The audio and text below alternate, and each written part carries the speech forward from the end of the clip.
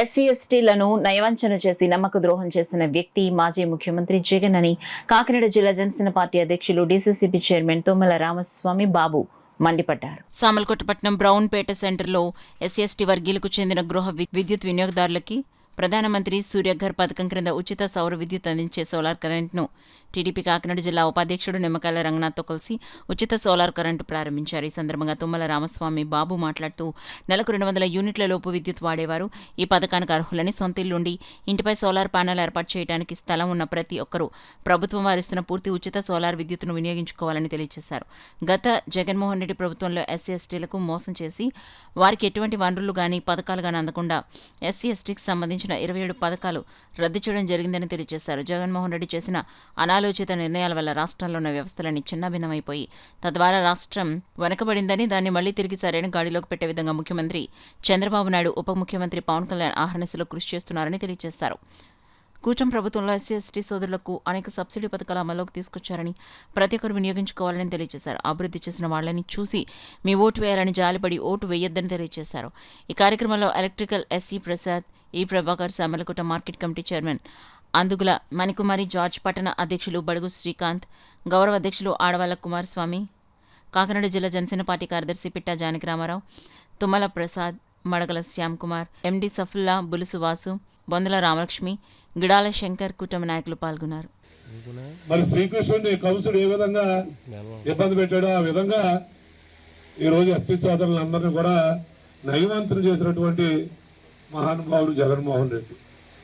మీరు అందరూ అర్థం చేసుకోవాలి, మనం ప్రభుత్వ పథకాల మీద ఆధారపడకుండా మనం సొంతంగా ఆర్థికంగా ముందుకు వచ్చినప్పుడు మనం 10 మందికి ఉపయోగపడతాం, మన పిల్లలను చదివించుకుంటాం, తద్వారా మన కుటుంబం అంతా కూడా బాగుపడుతుంది.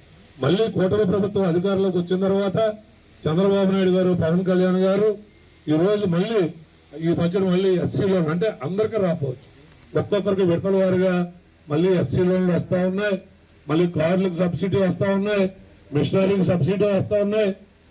అన్ని కార్యక్రమాలు ఒక్కొక్కటిగా ముందుకు తీసుకొస్తా ఉన్నారు. ఇక్కడి వెంటనే మొదలెట్లా పోవడానికి కూడా కారణం గత ప్రభుత్వంలో జగన్మోహన్ రెడ్డి అనాలోచిత నిర్ణయాల వల్ల మన ఆర్థికంగా మన ఖజానా పూర్తిగా ఖాళీ అయిపోయి ఈ రాష్ట్రంలో ఉన్నటువంటి వ్యవస్థలన్నీ కూడా చిన్నభిన్నమైపోయి తద్వారా మన రాష్ట్రం చాలా వెనకబడిపోవటం వల్ల మళ్ళీ వచ్చి ఈరోజు అన్ని గుంతలమైనటువంటి రోడ్లు ఈరోజు మన కూటమి ప్రభుత్వం వచ్చిన తర్వాత మీరు ఎక్కడికి వెళ్ళండి, ఇక్కడ మన బ్రౌన్పేట సెంటర్ దగ్గర నుంచి పిఠాపురం రోడ్డు ఏ విధంగా మీరు అందరూ చూశారు. ఈ రోజు ఆ రోడ్డు ఎంత చక్కగా ఉందో మీరు అందరూ చూస్తూ ఉన్నారు. అలాగే మన సామర్కోట మొదలెట్టుకుని కెనాల్ రోడ్డు, వెంకటకృష్ణరాయపురం మీదకి వెళ్ళే రోడ్డు, మాధవపట్నం రోడ్డు ఎంత అస్తవ్యస్తంగా ఉండేదో మీరు చూశారు. ఇప్పుడు ఆ రోడ్డు ఏ విధంగా ఉందో చూడండి. ఏడుపి రోడ్డు, రాజమండ్రి వెళ్తే అంతకు ముందు ఎంత ఇబ్బంది పడేవారో చూడండి. కాకినాడ ఇలా పోర్ట్ రోడ్డు, మన అచ్చంపేట రోడ్డుకి వెళ్తే ఏ విధంగా ఉండేదో ఇది మేము కబుర్లు చెప్తే కదా పని కనపడుతుందో లేదో మీరు చూడాలి.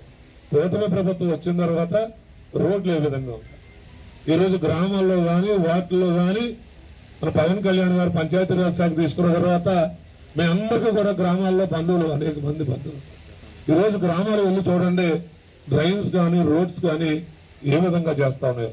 అది చంద్రబాబు నాయుడు గారు, పవన్ కళ్యాణ్ గారు అనేటువంటి మీరు చూడాలి. అంతేగాని మీరు వచ్చే ఎలక్షన్కి ఒకసారి రాజప్ప గారిని ఎక్కించాం, మళ్ళీ సార్ పాపం మొన్న అతను ఓడిపోయాడు కదా, మీరు జాలు చూడటం దయించి